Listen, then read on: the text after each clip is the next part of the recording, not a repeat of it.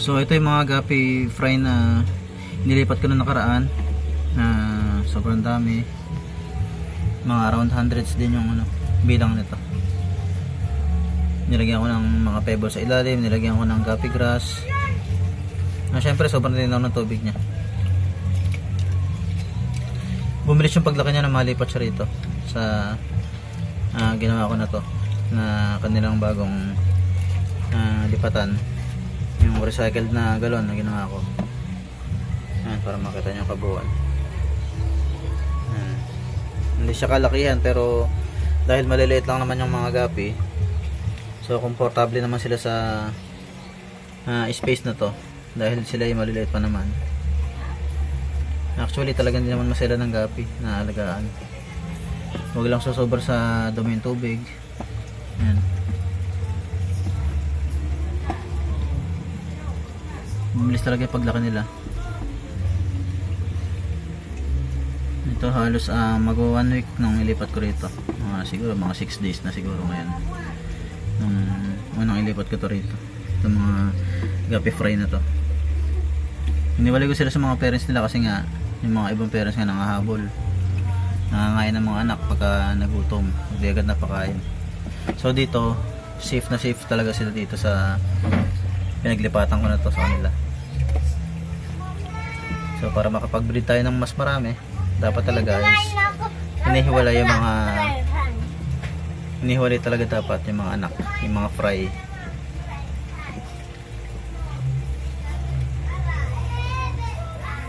Ito yung tinatawag na grow out tank, kumbaga, para maging mas ligtas sila, para mas makakain sila ng maayos, para mas lumaki sila ng mas mabilis. Yan. Ito naman yung pinanggalingan nila, yung kanilang mga parents. Ayan, kitang kita na yung mga kulay sa mga buntot. Ito ang tinatawag na na tiger mosaic na gapi, tiger mosaic na mga gapi. Medyo marami rin yung mga breeders ko na nandito, so sila yung nagbuga ng mga maliliit na yon, ng mga fry. Ito mga breeder ko na gapi na to, mga tiger mosaic. Ayan, meron silang gapi grass din para taguan din nila, then para makatulong din sa oxygen sa tubig. Yan. Mamaya baka ilagay ko sila sa isang aquarium para mas makita nyo yung talagang itsura ng mga tiger mosaic na gapi kapag nakalagay sa aquarium. Gagawin natin yan mamaya.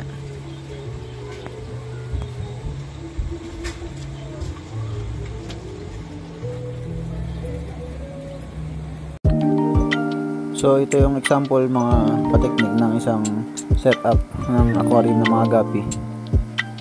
So ito hindi mga tiger mosaic na mga gapi. Ito yung mga gapi ko lang na mga chops, na ang pinagmula naman ito yung mga albino na gapi. So pinagsama-sama ko lang dito sa isang aquarium na maliit na to. Ganyan lang kasimple yung ating setup ng mga gapi. So ito ay wala namang air pump or walang aerator, so hindi natin kailangan ng oxygen sa mga gapi. Basta sakto lang yung lalagyan niya, sakto lang yung laki ng aquarium, pwede na sila dito sa ganitong setup. Lagyan lang ng konting mga aquatic plants, mga kateknik, para medyo makadagdag din sa kanilang oxygen at para mag-balance yung tubig.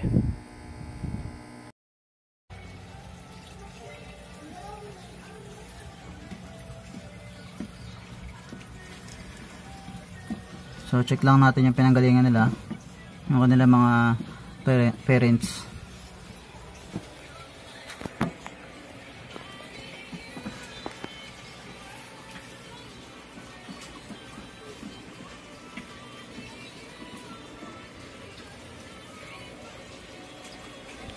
Nasa ilalim karamihan, makapal kasi yung gapi grass, yan hindi masyado makita. So ito may mga bago na naman na anak. So yung mga bago na to, ito naman yung mga bagong ililipat ko. Ganito rin kaliliit yung mga guppy fry na yun ang nilipat ko. Ito mga nandito na napapansin nyo na lumalaki na maliliit.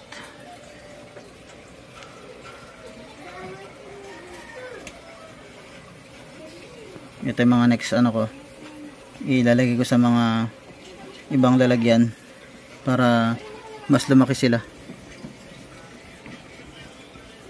Ilalagay ko sila sa isang grow out na lalagyan na katulad nito. So tulad nga sinasabi ko, no, recycled lang yung mga ginagamit ko.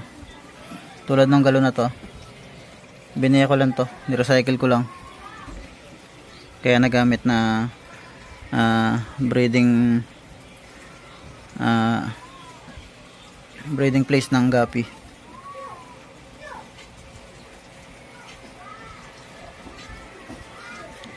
May iba kasi nga gumagawa ng ng mga ganito, ang ginagamit nila ng mga breeding tank, yung mga ref tub. So bumibili sila ng mga sirang ref sa mga junk shop, yun ang ginagamit nila na grow out tsaka breeding area.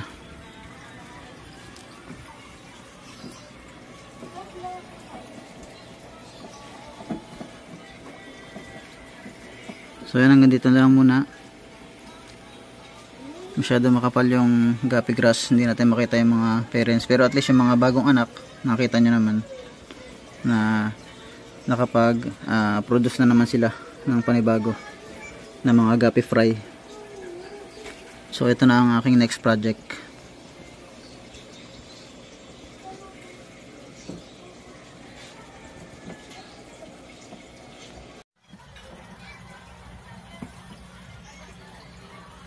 Yan, magandang araw sa lahat. Ito yung mga guppy ko na between 26 to 27 days nung nilipat ko. Mula nung simula nung kinuha ko sila dun sa kanilang mga parents na kasama. Ito na sila ngayon kung gaano kalalaki. May iba, may mga kulay na yung buntot. Kita na yung mga kulay.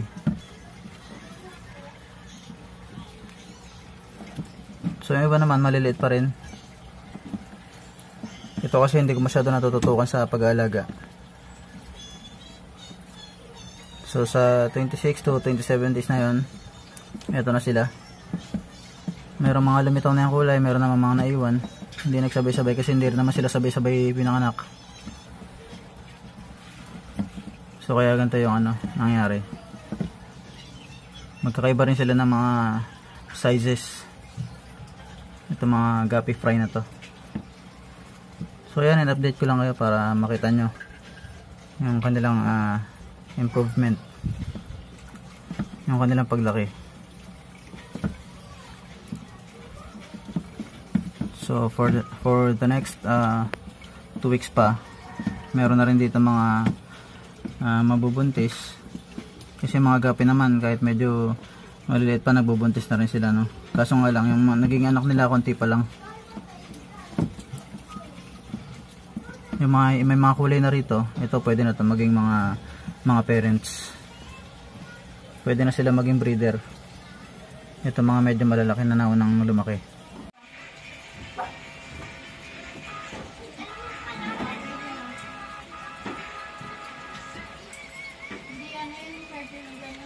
So ito yung aking mga guppy chops. Pero ang pinagmulan nito mga tiger mosaic. So magaganda yung mga kulay nito.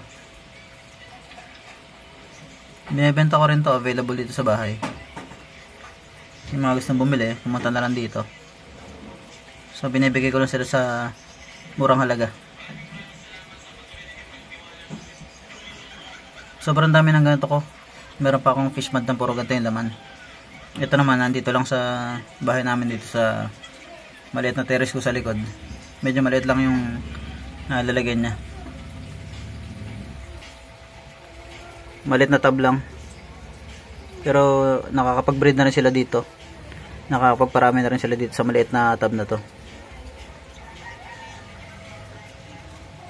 Mas maganda to sa aquarium pagka nilagay nyo. Lalo na pagka marami sila.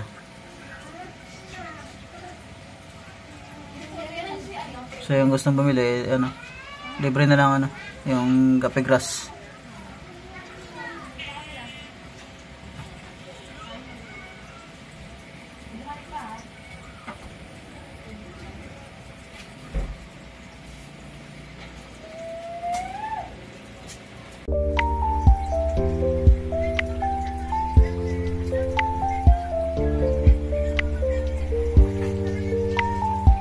Ito naman guys, ginawa ko ng short video yung aking mga gapi. Ito yung mga gapi ko na albino. Yun nga lang, naging chops na sila. Pero kung titingnan nyo naman yung mga kulay ng mga buntot nila, eh, sobrang gaganda naman yan. Ito yung kasalukuyan ko pinaparami ngayon. Ito mga gapi na to. Pero actually dati marami na to eh. Yun nga lang, nagkakamatayan dito kasi hindi naman masyado naalagaan na maayos. So kailangan ko lang silang ulit na ilagay sa mga ibang lalagyan na mas maganda yung kondisyon. Katulad nitong aquarium na to, nilagyan ko ng mga aquatic plants. Ayan, kung napapansin nyo, maliit na aquarium lang to, pero nilagyan ko ng mga aquatic plants. So dito kahit wala naman silang oxygen, okay lang. Yung mga gapi naman kasi medyo hindi naman yan maselan sa ganito mga klase ng aquarium kahit maliliit. Hindi nila kailangan na masyadong oxygen, pero much better na rin kung meron. So ito, kasalukuyan ko pa rin pinaparami. So hindi pa sila pang out. Meron naman ako mga pang out dito, mga gapi chops naman. May fish pond ako na sa taas na cemented pond na puro ganun yung laman, puro mga gapi chops. So yun, available yan yung mga gapi chops ko. Mura ko lang din binibenta, yung mga gustong bumili dito lang sa bahay. So pasyal lang kayo dito. Libre na yung ano, aquatic plants, yung gapi grass, libre na yan. So ayan, hanggang dito na lang muna yung aking video tungkol sa pag-aalaga at pagbe-breed ng mga gapi. Sa mga hindi pa nakasubscribe sa channel ko ay please subscribe to my YouTube channel at Dad's Technique TV, and maraming salamat po sa inyong lahat.